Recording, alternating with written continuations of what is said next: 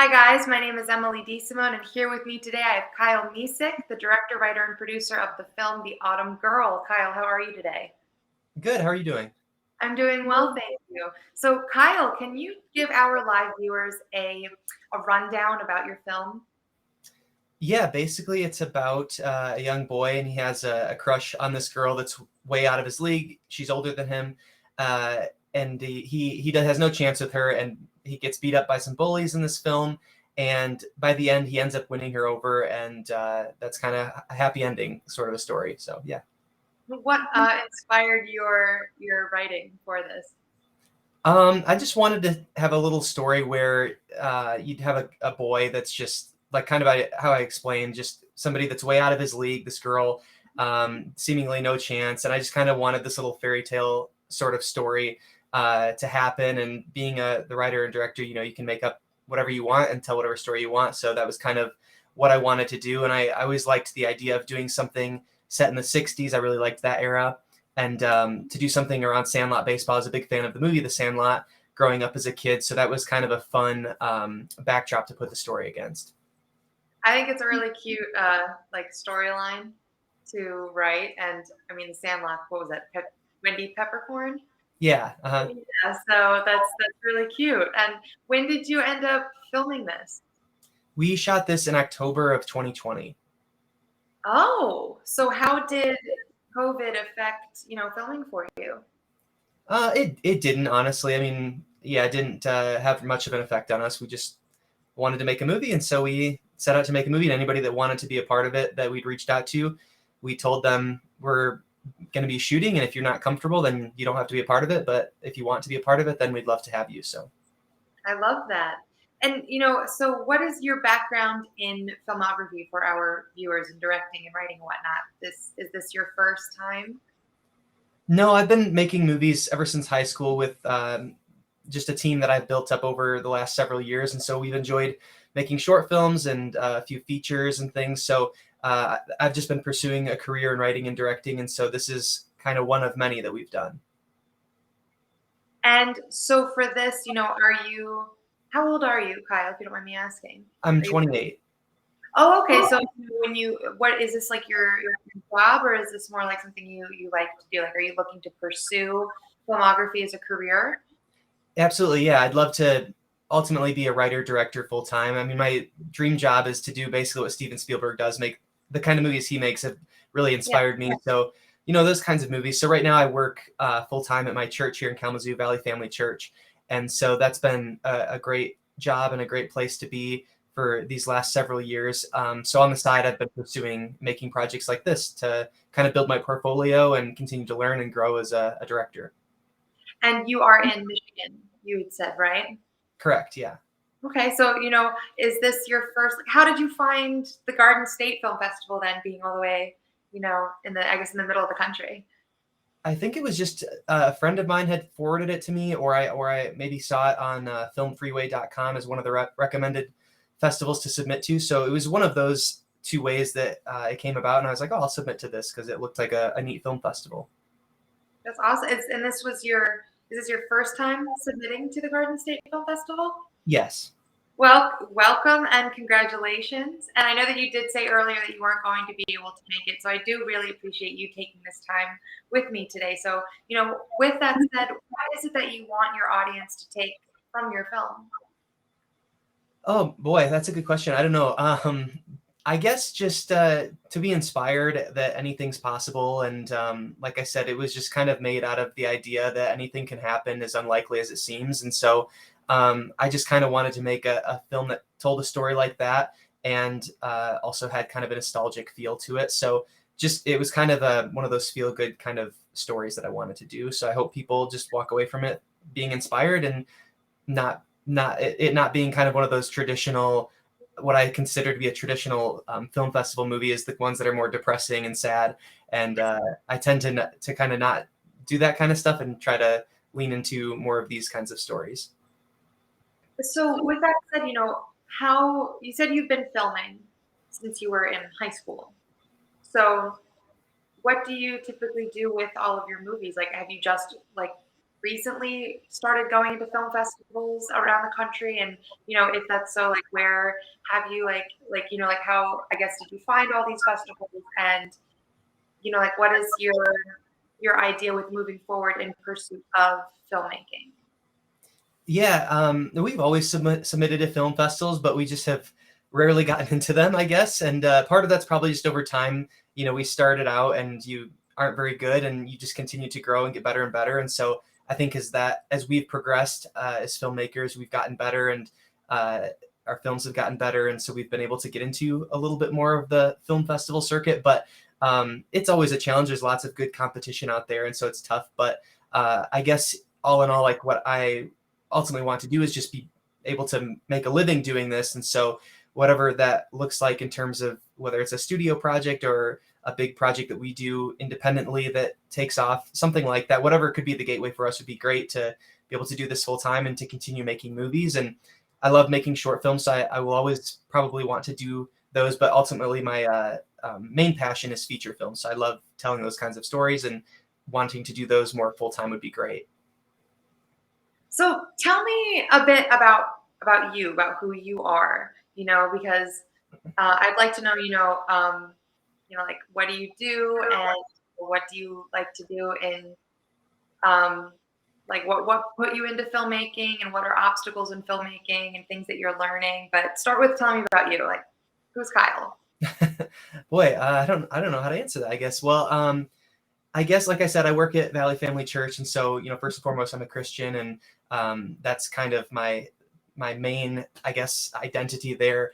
But in terms of filmmaking, I love just telling stories and writing and directing. And a lot of my inspirations came from movies like the Rocky movies, Back to the Future, The Goonies, um, Forrest Gump, Jurassic Park. Those kinds of 80s Yeah. and 90s were a big era of movies that I loved, and so I always wanted to, I guess, tell stories like those and make movies that inspired me. And it all started kind of in high school. I didn't really know what I wanted to be until the summer after my sophomore year, and getting to help out randomly on a movie set that was kind of filming in our area was just a really cool experience. And I thought, wow, that's the guys that are the head of it. They were two directors.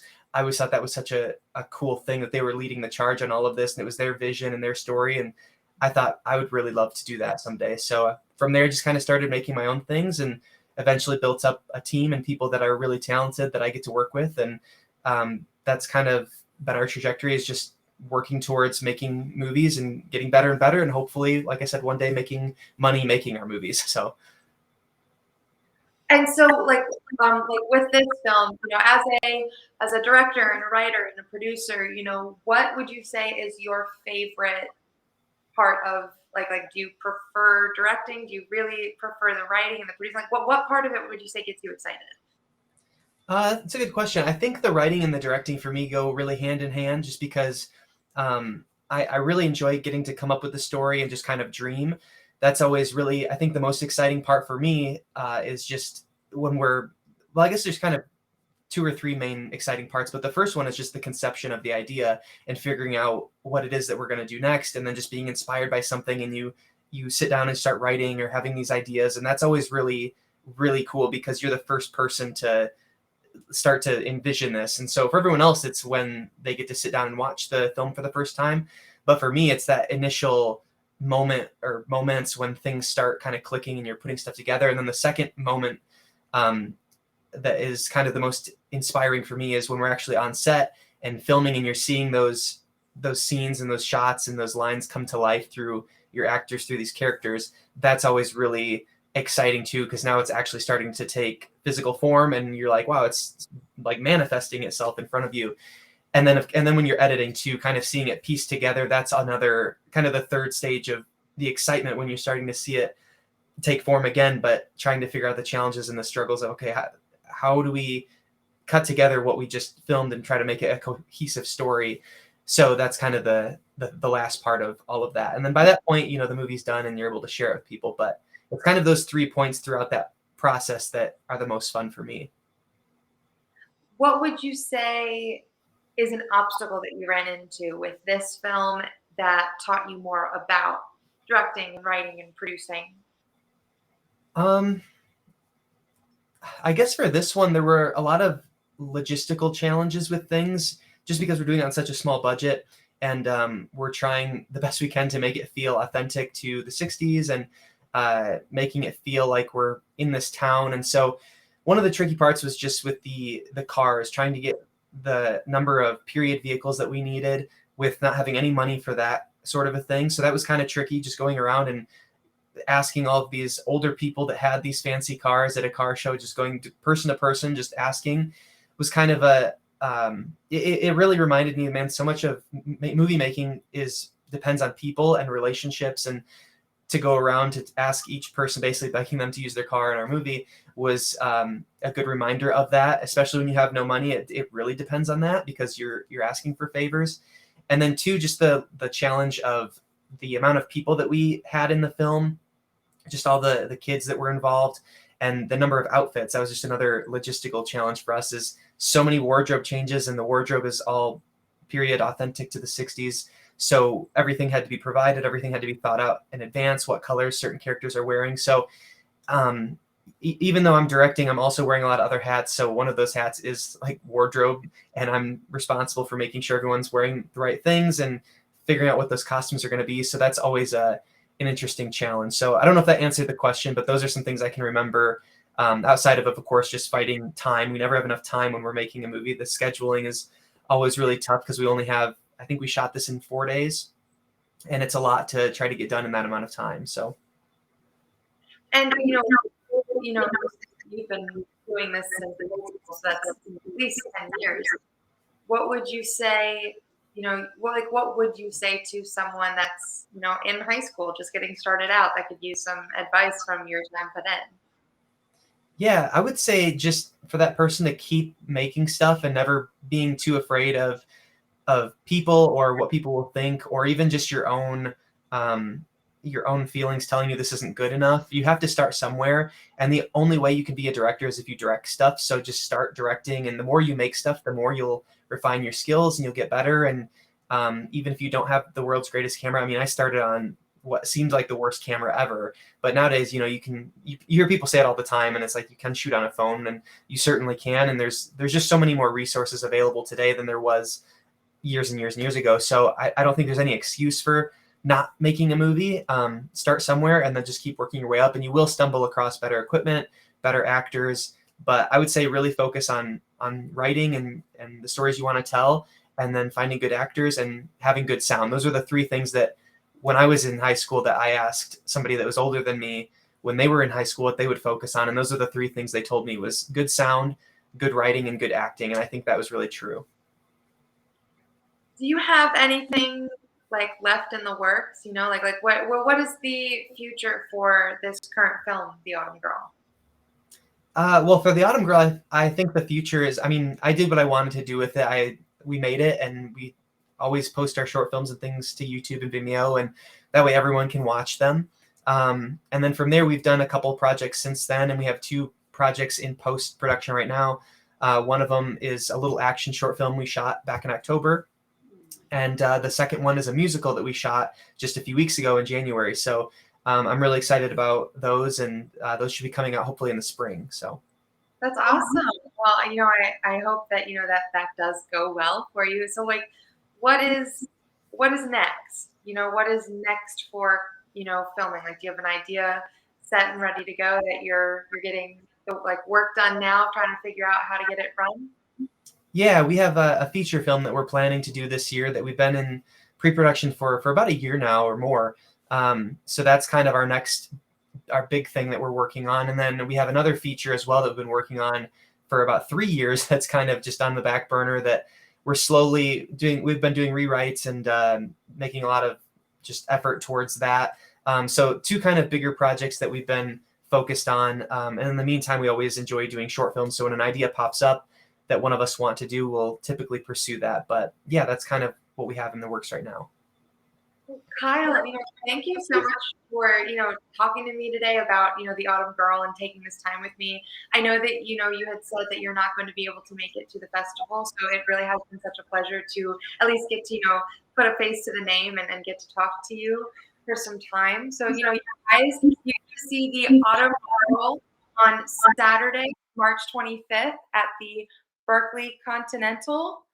Um, the Yes, at the Berkeley Continental from 12 to 2. Sorry, I ran ahead of that a little quickly, but Kyle, I hope you have a wonderful rest of your day. I hope that the winter in Michigan right now isn't too crazy, but take care. And again, thank you so much for joining me today.